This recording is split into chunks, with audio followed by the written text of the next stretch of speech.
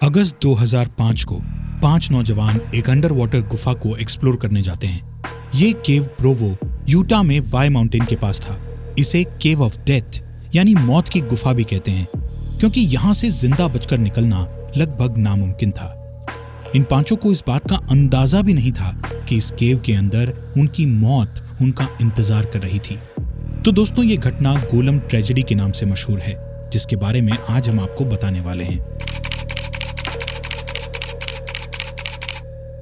17 अगस्त की रात 5 दोस्त डिनर के लिए बाहर जाते हैं और बातों बातों में वाई माउंटेन के उस खतरनाक डेथ केव की चर्चा होने लगती है।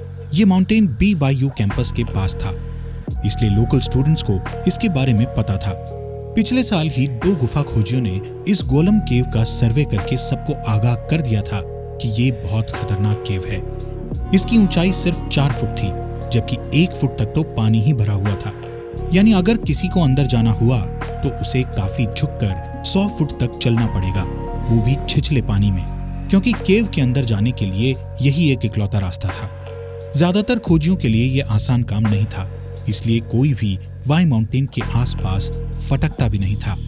लेकिन इस खतरनाक रास्ते को पार करने के बाद जो सीक्रेट केव देखने को मिलता, उसका थ्रिल कुछ लोगों को जरूर अट्रैक्ट करता था। लेकिन वहां तक पहुंचने के लिए एक्सप्लोरर को पानी से भरी जमीन पर 18 से 24 इंच तक झुककर चलने की जरूरत थी, और यही जोखिम बड़े से बड़े धुरंधरों को भी वहां जाने से रोक देता था। पर इन पांचों को कुछ अलग ही जुनून था, इसलिए वो इस खतरनाक मिशन को अंजाम देने रातों रात वहां पहुंच जाते हैं। उस वक्त रात के 2 बज रहे थे। थोड़ी देर वो लोग केव के बाहर बैठकर गपशप करते हैं। जेनिफर गिलब्रेथ पानी वाले सुरंगों में पहले भी जा चुकी थी, इसलिए वो अपने साथियों से कहती है कि हम लोग सांस रोककर स्विमिंग करें तो 15 फीट पार करके केव की दूसरी तरफ पहुंच सकते हैं। हालांकि पिछले एक्सपीरियंस में उसका बॉडी टेम्परेचर जरूरत से ज्यादा कम हो गया था और उसे हॉस्पिटलाइज्ड होना पड़ा था। उसके बावजूद वो दोस्तों को ये सीक्रेट केव दिखाने के लिए काफी ज्यादा एक्साइटेड थी। ब्लेक डॉना, स्कॉट मैकडोनाल्ड और एरियल सिंगर तीनों उसके साथ अंदर जाने को तैयार थे। लेकिन 5वां दोस्त जोसेफ फर्ग्यूसन फैसला करता है कि वो केव के बाहर उनके लौटने का इंतजार करेगा। उस वक्त सुबह के 4:30 बज चुके थे। बाहर घना अंधेरा छाया हुआ था। ऐसे में एक सिंगल फ्लैशलाइट के सहारे वो चारों केव के अंदर घुसने लगते हैं। एक एक करके वो चारों ठंडे पानी से भरे उस केव के अंदर घुस रहे थे। जेनिफर को ऐसे केव्स का एक्सपीरियंस था, इसलिए वो सबसे आगे थी। पानी से भरा वो टनल फ्रिज के दरवाजे जैसा था, 2 फीट चौड़ा और 4 फीट ऊंचा। ब्लेक, एरियल और स्कॉट तीनों जेनिफर के पीछे पीछे टनल के अंदर घुस रहे थे। मेन केव में चट्टान से बंधी एक रस्सी थी, जिसका दूसरा सिरा टनल से होते हुए अंदर वाले केव में एक लकड़ी से बंधा था। उस नैरो यानी पतले से टनल में एक रस्सी का बंधा होना इस बात का प्रूफ था कि वहां बहुत अलर्ट रहने की जरूरत थी और रस्सी को बिल्कुल भी मिस नहीं करना था, क्योंकि वही बाहर जाने का रास्ता दिखा रही थी। एक पुराने केव एक्सप्लोरर ब्रायन लैम्प्री ने अपना एक्सपीरियंस शेयर करते हुए बताया था कि जब वो केव के अंदर गया था तो गलती से उस रस्सी को मिस करके आगे बढ़ गया और एक डेड एंड पर पहुंच गया। चारों तरफ चट्टानों से घिरा हुआ वो छटपटाता हुआ वापस रस्सी की तरफ मुड़ा, लेकिन इस पूरे प्रोसेस में कुछ एक्स्ट्रा टाइम लग गया, जिसकी वजह से उसका दम घुटने लगा था। लेकिन इससे पहले कि उसके फेफड़ों में पानी भरता, किसी तरह वो वापस एंट्रेंस पर पहुंच गया और खुशकिस्मती से उसकी जान बच गई। बहरहाल ये चारों दोस्त 15 फीट तैरते हुए केव के अंदर 9 फीट ऊंची जगह पर पहुंच जाते हैं, जहां ये लोग ढंग से खड़े हो सकते थे और थोड़ी बहुत मूवमेंट भी कर सकते थे। यहां आने पर उन्हें पता चलता है कि केव बेसिकली 6.5 फीट ऊंचा था, जिसके सेंटर में 9 फीट की ऊंचाई थी। यानी हवा के लिए वाटर लेवल से सिर्फ 3 फीट ऊंची जगह थी।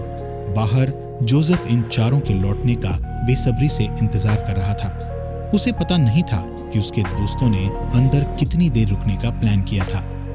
कोई सर्टेन प्लानिंग थी नहीं, इसलिए वो वेट करता रहा।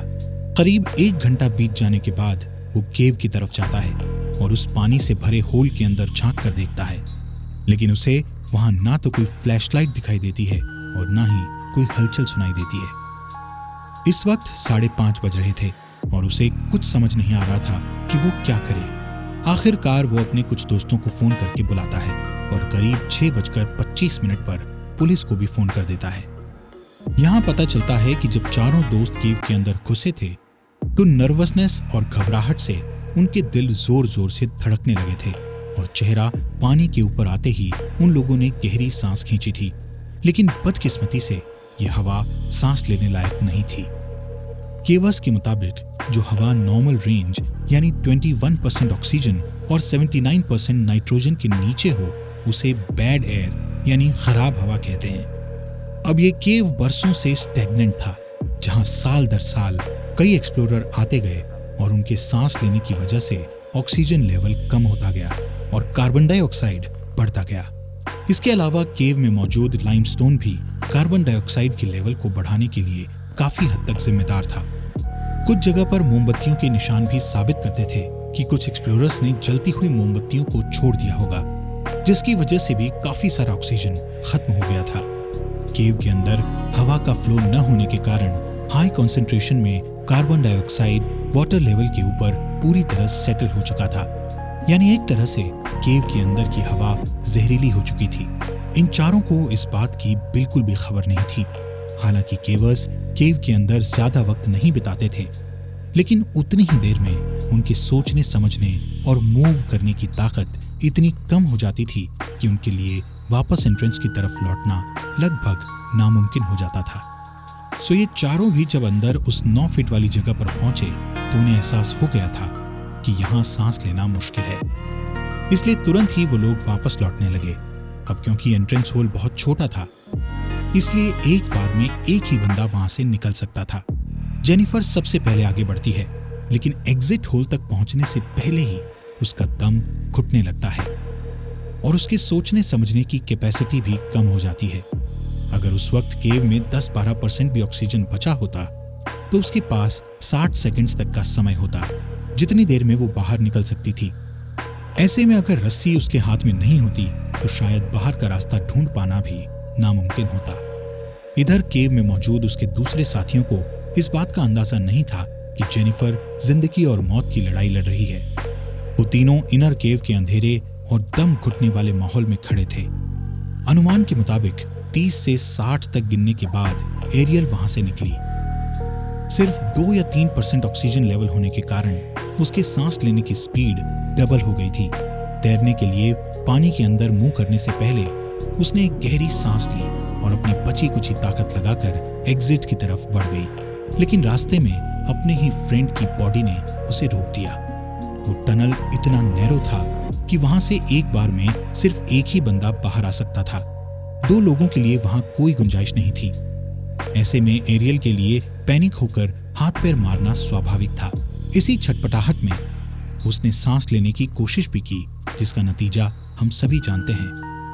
खैर, इधर बाकी बचे दोनों फ्रेंड्स ब्लेक और स्कॉट, जो काफी देर से उस एक्सट्रीमली लो ऑक्सीजन लेवल वाले दम घूंटू माहौल में खड़े थे, उनकी कंडीशन भी खराब होने लगी थी। कुछ ही सेकंड्स के बाद ब्लेक पानी में कूदा और एंट्रेंस की तरफ जाने की कोशिश करने लगा। ऑक्सीजन की कमी के कारण वो पहले ही काफी वीक हो चुका था। इसके बावजूद तेजी से आगे बढ़ने की कोशिश कर रहा था, लेकिन रास्ते में दोनों लड़कियों की तैरती हुई लाशों से टकरा गया। उसने सोचा कि अगर वो एरियल को किसी तरह एंट्रेंस तक पहुंचा सका तो शायद उसकी जान बच जाएगी, लेकिन उस पतले से टनल में, जिसकी चौड़ाई सिर्फ 2 फीट और गहराई 4 फीट थी, किसी भी चीज को खींचना या धकेलना काफी मुश्किल था, वो भी तब जब एक अधमरे इंसान की बॉडी हो। अब आखिरी केवर स्कॉट, जिसकी हालत काफी बुरी हो चुकी थी क्योंकि वो काफी देर से अकेला टनल में फंसा हुआ था, अब उससे और इंतजार नहीं हुआ और वो भी एंट्रेंस की तरफ जाने के लिए पानी में कूद पड़ा। लेकिन वो ज्यादा दूर नहीं जा पाया, या यूं कहा जाए कि उसे आगे बढ़ने का मौका ही नहीं मिला, क्योंकि तीनों फ्रेंड्स की फ्लोटिंग लाशों ने उसका रास्ता रोक दिया। अब क्योंकि वो पहले ही सेमी कॉन्शियस कंडीशन में पहुंच चुका था, इसलिए जल्दी ही वो भी उनकी ही तरह लाइफलेस पानी में फ्लोट करने लगा। जब रेस्क्यू टीम वहां पहुंची तो उन लोगों के लिए अंदर फंसे हुए लोगों को निकालना इतना आसान नहीं था। उन लोगों ने आते ही सबसे पहले टनल के अंदर एयर पंप करके ऑक्सीजन लेवल को बढ़ाने की कोशिश की, ताकि अगर कोई बंदा जिंदा बचा हो तो उसे थोड़ी राहत मिल जाए इसके साथ ही उन्होंने अंदर से कुछ पानी पंप करके बाहर निकाला ताकि टनल के अंदर हवा के लिए थोड़ी जगह बन जाए, जिससे रेस्क्यूअर्स का अंदर जाना आसान हो जाए। जैसे ही पानी का लेवल थोड़ा कम हुआ, उन लोगों को टनल के जस्ट सामने वाले हिस्से में ही जेनिफर गिलब्रेथ की लाश मिल गई और 1 घंटा पानी पंप करके निकालने के बाद उन्हें बाकी तीनों दोस्त एरियल, ब्लेक और स्कॉट की लाशें भी बरामद हो गई। तीनों का चेहरा एंट्रेंस की तरफ था। घटनास्थल से मिले सारे सबूतों, जोसेफ फर्ग्यूसन के बयानों और ऑटोप्सी रिपोर्ट से ये बात साबित हो गई कि उन चारों की मौत डूबने की वजह से हुई थी। इन सभी बातों और पिछले एक्सप्लोरर्स के अनुभव के आधार पर हम अंदाजा लगा सकते हैं कि उन चारों के साथ क्या हुआ होगा। 18 से 28 साल के 4 हेल्दी और जवान लड़के लड़कियां जो अपनी जिंदगी के सबसे बेहतरीन उम्र में थे, इस तरह डूबकर दर्दनाक मौत का शिकार हो गए। अगर उस 15 फीट लंबे और 4 फीट गहरे टनल में ऑक्सीजन लेवल इतना कम नहीं होता तो शायद वो जिंदा बाहर आ पाते। फिलहाल उनकी बॉडीज को रिकवर करने के बाद रेस्क्यू टीम ने उस टनल का एंट्रेंस कंक्रीट से भर दिया ताकि फ्यूचर में कोई और उस केव में जाकर अपनी जान गंवाने से बच जाए।